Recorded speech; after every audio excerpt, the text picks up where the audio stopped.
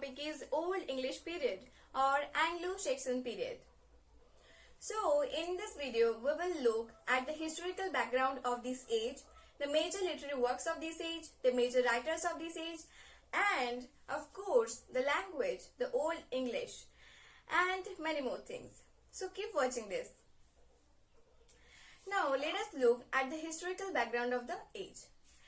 Now first look at this. This period spans approximately from 410 AD to 1066 AD. What I say? This period spans from 410 AD to 1066 AD. Approximately 600 years. Okay, got it? As you know, Britain is an island in Europe. So these two tribes, Celts and Gills, these Celts, whose another name was Britons, these two were the original inhabitant of the Britain. They lived in Britain for centuries.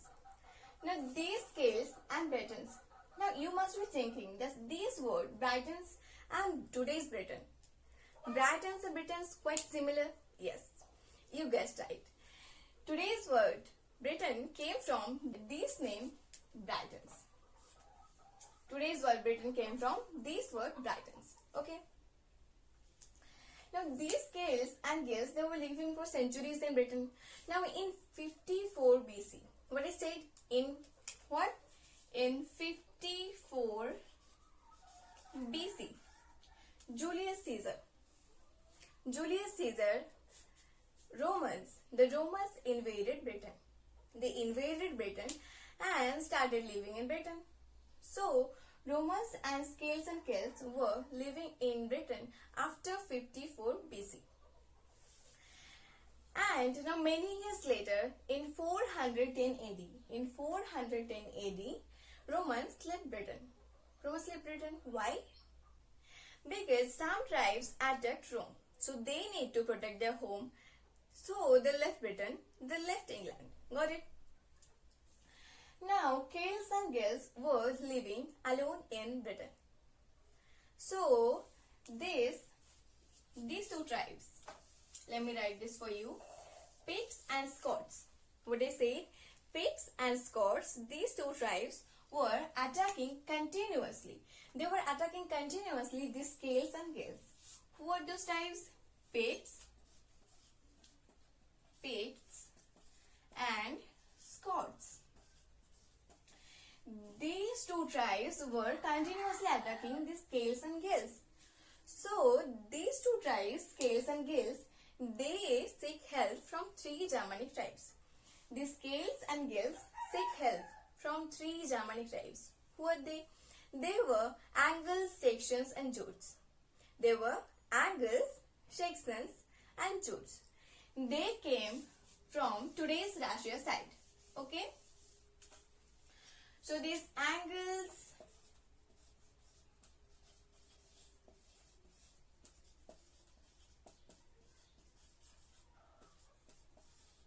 Saxons and Jutes, these Celts and Gills, they seek help from these three tribes, Angles, Saxons and Jutes.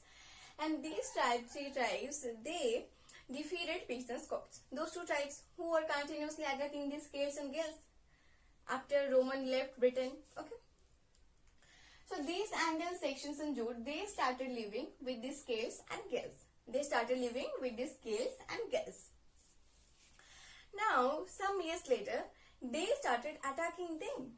These three tribes, the Angles, Saxons and Jutes, these three Germanic tribes, they started attacking these Celts and Gills and forced them to leave Britain. Got it? Now, the Angles, Saxons and Jutes were living in Britain. And they divided this Britain in 7 parts. How many parts? In 7 parts. They divided Britain in 7 provinces. Okay. So let us look at the provinces. First, Kent. Second, Northumbria.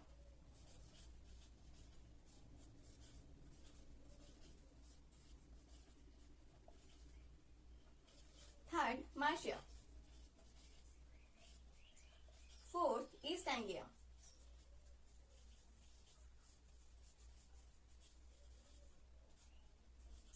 Fifth,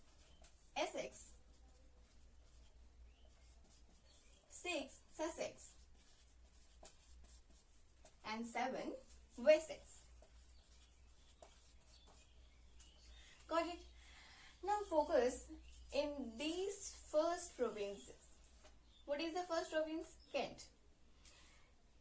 Now, Roman left Britain in 400 AD, but in 597 AD, the Pope Gregory, under his Gregorian mission, he sent Saint Augustine.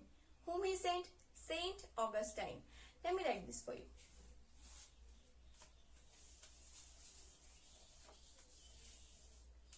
Whom he sent? He sent Saint Augustine in 597 AD. For what? Why he came? He came to spread Christian religion. Okay, got it?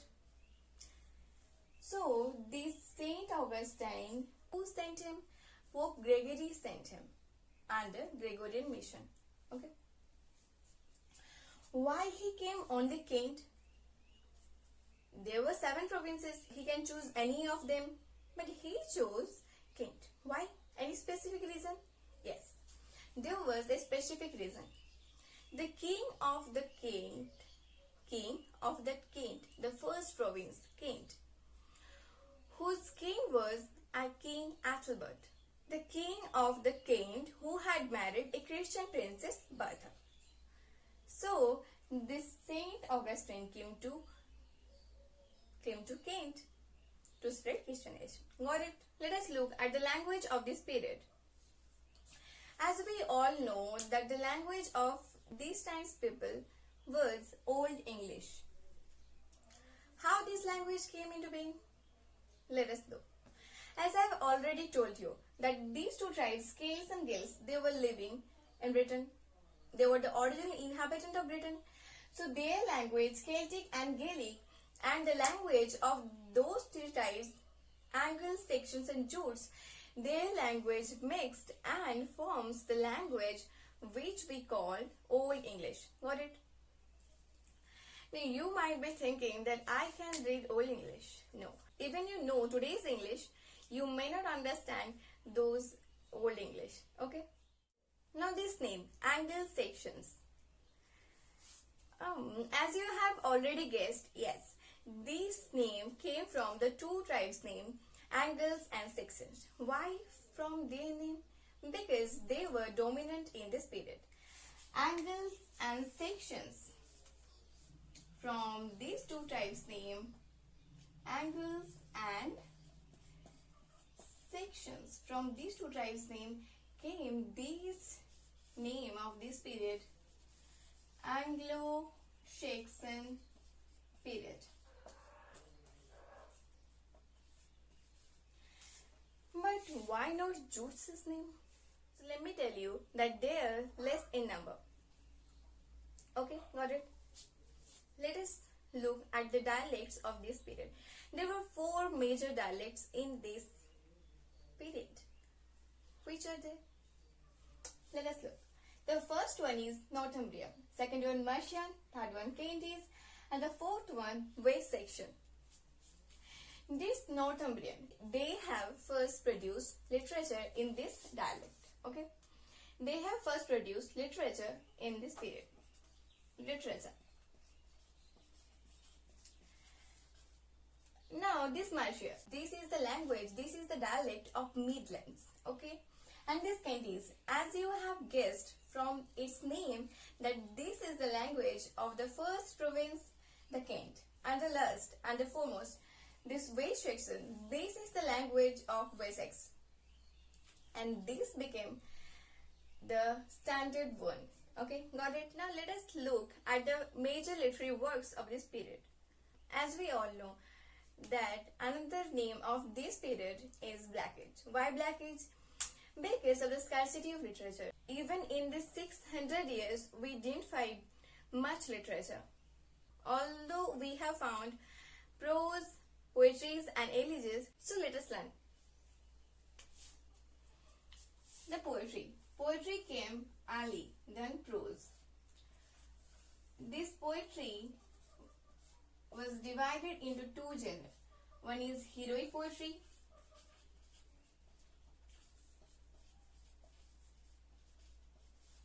other one religious poetry.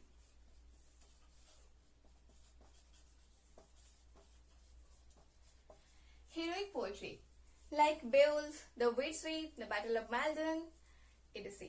And the religious poetry like the Dream of the Rood, the famous one, and like Christ and Saturn, etc. Now let us look at the prose. The prose were divided into two genres, secular prose and religious prose. Now you must be thinking, what are the secular prose? Secular prose are those which are not religious.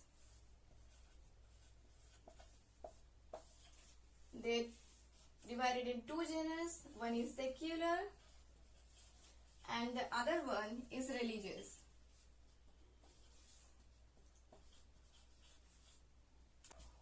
These prose consist of homilies, saints' lives, biblical translation from Latin, etc. Let us look some example of this prose. Like Catholic homilies, Lupi and Anglos, and of course Pope Gregory's The Pastoral Care. Let us look at the major literary writers of this age. We have found four writers of this age. First one is Caedmon, second one is Senius, third one is Bede, fourth one is the King Alfred.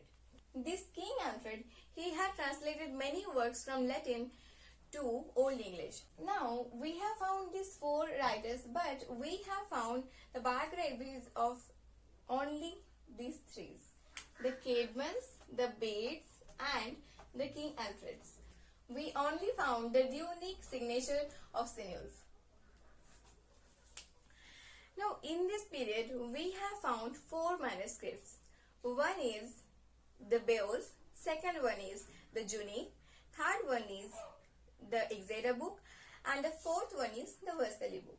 The Beowulf contains Judith and Beowulf. The Junius contains the Caedmonian poems.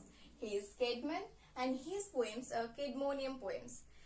And the Versailles book contains two signed poems of Senius. Okay, and the Exeter book contains two poems of Senius, Andres and the Dream of the Rood. As I told you earlier, that the King Alfred translated many writings from Latin to Old English to educate his subjects.